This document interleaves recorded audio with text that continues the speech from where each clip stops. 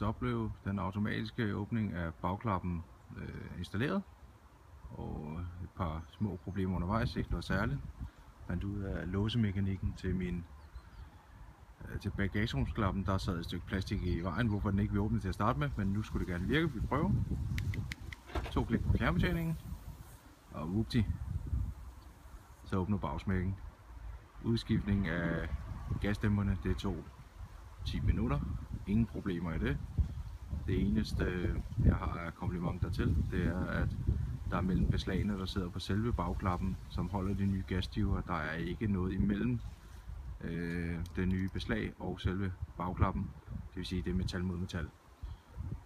Det kan jo selvfølgelig løses med en eller anden form for silikonspray eller noget af den.